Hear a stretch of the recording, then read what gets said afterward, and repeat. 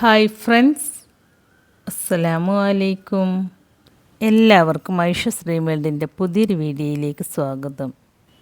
ഇന്ന് നമുക്ക് thermal cooker, അതായത് റൈസ് കുക്കറിൽ എങ്ങനെയാണ് പെർഫെക്റ്റായിട്ട് ഒട്ടും കുഴഞ്ഞു പോകാതെ നെയ്ച്ചോറ് റെഡിയാക്കി എടുക്കുന്നത് എന്ന് നോക്കാം. നെയ്ച്ചോറിനായിരുന്നാലും അതുപോലെ തന്നെ നമ്മൾ ബിരിയാണിക്ക് വേണ്ടിയിട്ട് റൈസ് റെഡിയാക്കി എടുക്കാനായാലും ഈ ഒരു തെർമൽ കുക്കറിൽ നമുക്ക് പെർഫെക്റ്റായിട്ട് തന്നെ ചെയ്തെടുക്കാൻ പറ്റും. അപ്പോൾ നിങ്ങൾ വീഡിയോ ഫുള്ളായിട്ട് കണ്ടിട്ട് റൈസ് കുക്കറിൽ ഇതുപോലെ നെയ്ച്ചോറൊന്നും ഉണ്ടാക്കി നോക്കൂ കേട്ടോ. എന്നിട്ട് നിങ്ങൾക്ക് ഇഷ്ടമാവുകയാണെങ്കിൽ ലൈക്ക് ചെയ്യാനും മറ്റുള്ളവരിലേക്ക് ഷെയർ ചെയ്ത് കൊടുക്കാനും, അതുപോലെ ചാനൽ സബ്സ്ക്രൈബ് ചെയ്യാതെ ആരെങ്കിലും കാണുന്നവരുണ്ടെങ്കിൽ സബ്സ്ക്രൈബ് ചെയ്യാനൊന്നും മറന്നു പോകരുത് കേട്ടോ. അപ്പോൾ നമുക്ക് കുറഞ്ഞ സമയത്തിനുള്ളിൽ വളരെ സിമ്പിളായിട്ട് റൈസ് കുക്കറിൽ എങ്ങനെയാണ് നെയ്ച്ചോറ് ഉണ്ടാക്കിയെടുക്കുന്നത് എന്നൊന്ന് കണ്ടു നോക്കാം. അപ്പോൾ ആദ്യം തന്നെ നമുക്ക് നെയ്ച്ചോറിനുള്ള അരി അളന്നെടുക്കാം. ഞാനിവിടെ 250 ml കപ്പിൽ 2 കപ്പ് ജീരകശാല അരിയാണ് എടുക്കുന്നത്. ഇനിയിപ്പോൾ നിങ്ങൾ ബസ്മതി റൈസ് കൊണ്ടാണ് നെയ്ച്ചോറ് റെഡിയാക്കുന്നതെങ്കിൽ അങ്ങനെയും ചെയ്തെടുക്കാം കേട്ടോ. പക്ഷേ നെയ്ച്ചോറ് വെക്കാൻ എപ്പോഴും ജീരകശാല അരി തന്നെയാണ് കേട്ടോ നല്ലത്. ഇനി നമുക്ക് റൈസിന് കണക്കാക്കിയിട്ടുള്ള വെള്ളം എടുക്കാം. നമ്മളിവിടെ 2 കപ്പ് റൈസാണല്ലോ എടുത്തിട്ടുള്ളത്. അപ്പോൾ 2 കപ്പ് റൈസിന് ഇരട്ടി വെള്ളമല്ല കേട്ടോ നമ്മളിവിടെ എടുക്കുന്നത്. നമ്മളിവിടെ 2 കപ്പ് റൈസിന് 3.5 കപ്പ് വെള്ളമാണ് എടുക്കുന്നത്. അതായത് 1 കപ്പ് റൈസിന് 1.25 കപ്പ് വെള്ളം എന്ന കണക്കിലാണ് കേട്ടോ എടുക്കുന്നത്. അപ്പോൾ ഞാനിവിടെ 3.5 കപ്പ് വെള്ളം ഒരു പാത്രത്തിലേക്ക് ഒഴിച്ച് കൊടുത്തിട്ടുണ്ട്. ഇനി നമുക്ക് ആദ്യം നെയ്ച്ചോറ് ഗാർണിഷ് ചെയ്യാനുള്ള സവാളയും നട്ട്സും കിസ്മിസൊക്കെ ഒന്ന് ഫ്രൈ ചെയ്തെടുക്കാം കേട്ടോ. അപ്പോൾ അതിനായിട്ട് ഞാനൊരു പാനിലേക്ക് കുറച്ച് വെളിച്ചെണ്ണ ഒഴിച്ച് കൊടുക്കുന്നുണ്ട്. പിന്നെ ഇതിലേക്ക് 1 ടേബിൾ സ്പൂൺ ഗീയും ചേർത്ത് കൊടുക്കുക.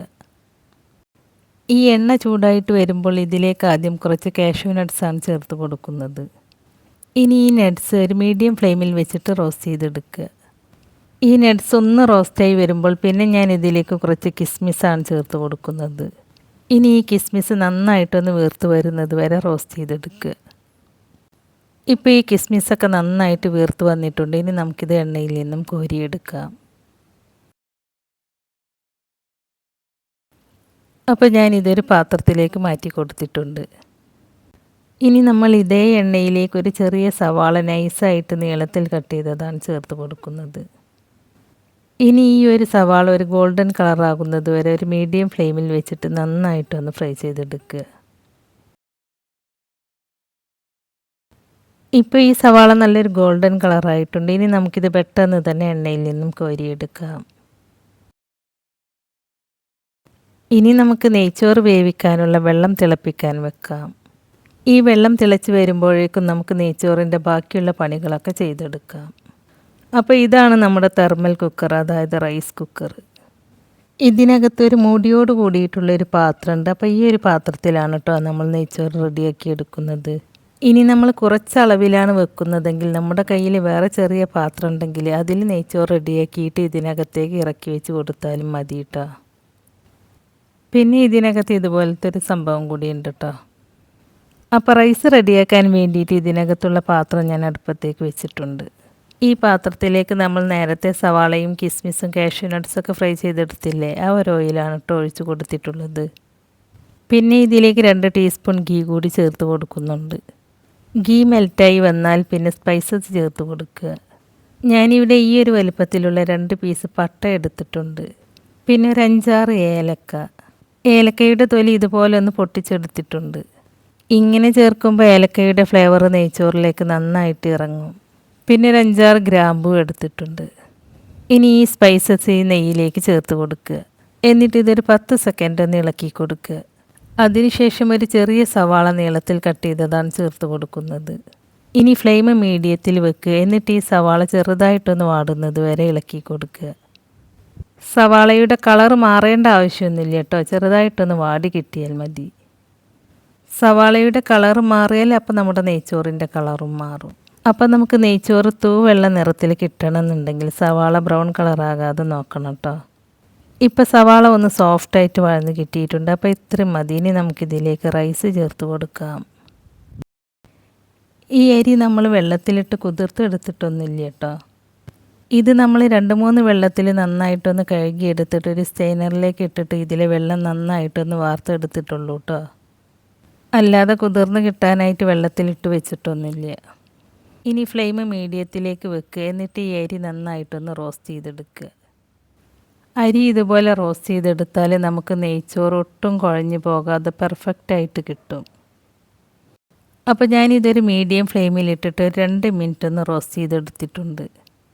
ഇനി നമുക്കിതിലേക്ക് ഈ അരി വേവാൻ ആവശ്യമായ വെള്ളം ഒഴിച്ചു കൊടുക്കാം. നമ്മൾ നേരത്തെ വെള്ളം തിളക്കാനായിട്ട് അടുപ്പത്ത് വെച്ചിരുന്നില്ലേ, ആ വെള്ളമാണ് കേട്ടോ ഞാനിതിലേക്ക് ഒഴിച്ചു കൊടുക്കുന്നത്. വെള്ളം ചേർത്ത് കൊടുത്തതിന് ശേഷം നന്നായിട്ടൊന്ന് മിക്സ് ചെയ്തെടുക്കുക. അതിനുശേഷം ഈ റൈസിലേക്ക് ആവശ്യമായ ഉപ്പ് ചേർത്ത് കൊടുക്കുക. ഉപ്പ് ചേർത്ത് കൊടുക്കുമ്പോൾ കൂടി പോകരുത് കേട്ടോ, കാരണം നമ്മളിതിൽ വെള്ളം വറ്റിച്ചെടുക്കുകയല്ലേ ചെയ്യുക. അപ്പോൾ കറക്റ്റായിട്ടുള്ള ഉപ്പ് തന്നെ ഇട്ട് കൊടുക്കുക കേട്ടോ, കൂടി പോകരുത്. ഉപ്പ് ചേർത്ത് കൊടുത്തതിന് ശേഷം ഞാനിത് നന്നായിട്ടൊന്ന് മിക്സ് ചെയ്തെടുത്തിട്ടുണ്ട്. ഇനി നമുക്ക് ഈ പാത്രം മൂടി വെക്കാം. എന്നിട്ട് ഇതിൽ വെള്ളം നന്നായിട്ടൊന്ന് തിളക്കുന്നത് വരെ വെയിറ്റ് ചെയ്യുക. ഇപ്പോൾ ഇത് നന്നായിട്ടൊന്ന് തിളച്ച് വന്നിട്ടുണ്ട്. നമ്മളിപ്പോൾ അരിയിട്ട് കഴിഞ്ഞിട്ട് ഈ വെള്ളം നന്നായിട്ടൊന്ന് തിളച്ച് വന്നിട്ടല്ലേ ഉള്ളൂ. അപ്പോൾ ഇതിൽ അരി നന്നായിട്ടൊന്ന് കുതിർന്ന് വന്നിട്ടുള്ളൂ കേട്ടോ, അല്ലാതെ വെന്തിട്ടൊന്നുമില്ല. അപ്പോൾ നമ്മളിനി ഈ അരി വെള്ളത്തിലിട്ട് തിളപ്പിച്ചിട്ട് വെള്ളം വറ്റിക്കാനൊന്നും നിൽക്കരുത് കേട്ടോ. ഇതുപോലെ നന്നായിട്ടൊന്ന് തിളച്ച് വന്നു കഴിഞ്ഞാൽ ഫ്ലെയിം ഓഫാക്കി കൊടുക്കുക. എന്നിട്ട് നമ്മളിത് നേരെ നമ്മുടെ റൈസ് കുക്കറിലേക്ക് ഇറക്കി വെക്കുകയാണ് ചെയ്യുക. അപ്പോൾ ഇത് തിളച്ച് വന്നതിന് ശേഷം നന്നായിട്ടൊന്ന് മിക്സാക്കി കൊടുക്കുക. എന്നിട്ട് പെട്ടെന്ന് തന്നെ ഇത് അടച്ച് വെച്ചിട്ട് ഫ്ലെയിം ഓഫാക്കി കൊടുക്കുക. എന്നിട്ടിത് ഗ്യാസ് സ്റ്റോപ്പിൽ നിന്നും എടുത്തിട്ട് നേരെ നമ്മുടെ റൈസ് കുക്കറിലേക്ക് ഇറക്കി വെച്ച് കൊടുക്കുക. റൈസ് കുക്കറിലേക്ക് വെച്ച് കൊടുക്കുമ്പോൾ ഈ വട്ട് വെച്ച് കൊടുക്കാൻ മറക്കരുത് കേട്ടോ. ഇത് ഇതിൻ്റെ സെൻറ്ററിൽ തന്നെ വെച്ച് കൊടുക്കുക. എന്നിട്ട് നമ്മുടെ നെയ്ച്ചോറിൻ്റെ പാത്രം ഈ റൈസ് കുക്കറിൻ്റെ സൈഡിലൊന്നും തട്ടാതെ ഇതുപോലെ സെൻറ്ററിൽ തന്നെ വെച്ച് കൊടുക്കുക. അതിനുശേഷം റൈസ് കുക്കർ അടച്ച് വെക്കുക. ഇങ്ങനെ അടച്ച് വെച്ചിട്ട് ഒരു അരമണിക്കൂർ ആകുമ്പോഴേക്കും നമ്മുടെ നെയ്ച്ചോറ് സെറ്റായി കിട്ടും കേട്ടോ. അരമണിക്കൂറിന് ശേഷം നമുക്കിത് എപ്പോൾ വേണമെങ്കിലും തുറക്കാം കേട്ടോ. ഇനി നിങ്ങൾ രാവിലെയാണ് ഈ നെയ്ച്ചോറ് ഇതിനകത്തേക്ക് ഇറക്കി വെച്ചിട്ടുള്ളതെങ്കിൽ നമുക്ക് വേണമെങ്കിൽ ഉച്ചക്ക് എടുക്കാം, അതല്ലെങ്കിൽ രാത്രി എടുത്താലും കുഴപ്പമില്ല. അപ്പോൾ ഇത് എപ്പോൾ എടുത്താലും ഒരു പ്രശ്നവുമില്ല, നമുക്ക് വേണ്ട സമയത്ത് ഇത് ഓപ്പൺ ചെയ്താൽ മതി. അങ്ങനെ കുറേ സമയം വെച്ചു എന്ന് വിചാരിച്ചിട്ട് ഈ റൈസ് ഒരുപാട് അങ്ങോട്ട് വെന്ത് പോകുന്നില്ല കേട്ടോ. നമ്മൾ കറക്റ്റ് അളവിൽ വെള്ളം എടുത്തതുകൊണ്ട് ഈ റൈസ് വെന്ത് കുഴഞ്ഞു പോകുമെന്ന ടെൻഷനേ വേണ്ട. പിന്നെ ഇത് അടിയിൽ പിടിക്കുമെന്നുള്ള ഒരു പ്രശ്നം ഉണ്ടാവില്ല. അപ്പോൾ ഈ റൈസ് കുക്കർ അടച്ച് വെച്ചിട്ട് അരമണിക്കൂറായിട്ടുണ്ട്. ഇനി നമുക്കിത് തുറന്ന് നോക്കാം. ഞാൻ ഈ നെയ്ച്ചോറിൻ്റെ പാത്രം ഈ റൈസ് കുക്കറിൽ നിന്നും പുറത്തേക്ക് എടുത്ത് വെക്കുകയാണ്. അപ്പോൾ അതാ ഇത് കണ്ടില്ലേ, നല്ല പെർഫെക്റ്റായിട്ട് തന്നെ വിട്ടിട്ട് നമുക്ക് ഈ റൈസ് കറക്റ്റ് പരുവത്തിൽ കുക്കായി കിട്ടിയിട്ടുണ്ട്. ഇതിലെ വെള്ളമൊക്കെ നന്നായിട്ട് വറ്റിയിട്ടുണ്ട് കേട്ടോ. ഇനി ഞാൻ ഈ നെയ്ച്ചോറിലേക്ക് നമ്മൾ നേരത്തെ ഫ്രൈ ചെയ്ത് വെച്ച് സവാളയും കിസ്മിസും കാഷ്യൂ നട്ട്സൊക്കെ ചേർത്ത് കൊടുക്കുകയാണ്. ഇനി നമുക്കിത് നന്നായിട്ടൊന്ന് മിക്സ് ചെയ്തെടുക്കാം. ഈ നെയ്ച്ചോറിൽ ഇതിൻ്റെ ഫ്ലേവർ നന്നായിട്ടൊന്ന് ഇറങ്ങാൻ വേണ്ടിയിട്ട് മിക്സാക്കിയതിന് ശേഷം നമുക്കിത് വേണമെങ്കിൽ ഒരു 5 മിനിറ്റ് മൂടി വെക്കാം. എന്നിട്ടിത് ചൂടോട് കൂടിയിട്ട് പ്ലേറ്റിലേക്ക് സെർവ് ചെയ്യാം കേട്ടോ. അപ്പോൾ ഞാനിത് നന്നായിട്ടൊന്ന് മിക്സ് ചെയ്തെടുത്തിട്ടുണ്ട്. ഇനി ഞാനിത് പ്ലേറ്റിലേക്ക് സെർവ് ചെയ്യാണ്. വെള്ളം എപ്പോഴും ഞാൻ പറഞ്ഞ അളവിൽ തന്നെ എടുക്കുക. ഒരുപാട് വെള്ളം എടുക്കരുത്. ഒരുപാട് വെള്ളം എടുത്താൽ നെയ്ച്ചോറ് ആകെ വെന്ത് കുഴഞ്ഞു പോകും. അപ്പോൾ പെർഫെക്റ്റ് ആയിട്ടുള്ള നെയ്ച്ചോറ് വളരെ സിമ്പിളായിട്ട് കുറഞ്ഞ സമയത്തിനുള്ളിൽ നമുക്ക് റൈസ് കുക്കറിൽ റെഡിയാക്കി എടുക്കാനായിട്ട് പറ്റും. നെയ്ച്ചോറ് മാത്രമല്ല, ഇനിയും ഒരുപാട് കാര്യങ്ങൾ നമുക്ക് ഈ റൈസ് കുക്കറിൽ വെച്ചിട്ട് ചെയ്തെടുക്കാൻ പറ്റും.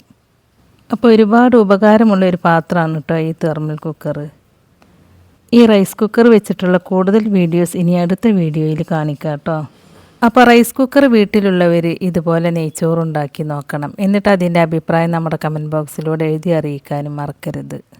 അപ്പോൾ നമ്മുടെ ഇന്നത്തെ ഈ വീഡിയോ നിങ്ങൾക്ക് ഇഷ്ടമായിട്ടുണ്ടാവും എന്ന് വിചാരിക്കുന്നു. ഇഷ്ടമായിട്ടുണ്ടെങ്കിൽ ലൈക്ക് ചെയ്യുകയും നിങ്ങളുടെ ഫ്രണ്ട്സിനും ഫാമിലിയിലേക്കൊക്കെ ഒന്ന് ഷെയർ ചെയ്ത് കൊടുക്കുകയും അതുപോലെ ചാനൽ സബ്സ്ക്രൈബ് ചെയ്യാതെ ആരെങ്കിലും കാണുന്നവരുണ്ടെങ്കിൽ സബ്സ്ക്രൈബ് ചെയ്ത് സപ്പോർട്ട് ചെയ്യുകയും ചെയ്യണേ. സബ്സ്ക്രൈബ് ചെയ്യുമ്പോൾ കൂടെ കാണുന്ന നോട്ടിഫിക്കേഷൻ ബെല്ല് കൂടി ഓണാക്കി വെക്കുകയാണെങ്കിൽ ഞാൻ പുതിയ റെസിപ്പീസ് അപ്ലോഡ് ചെയ്യുമ്പോൾ അതിൻ്റെ നോട്ടിഫിക്കേഷൻ നിങ്ങൾക്ക് കിട്ടുന്നതാണ്. അപ്പോൾ ഇൻഷാ അല്ലാഹ് പുതിയ റെസിപ്പീസുമായി ഞാൻ വീണ്ടും വരാം. താങ്ക്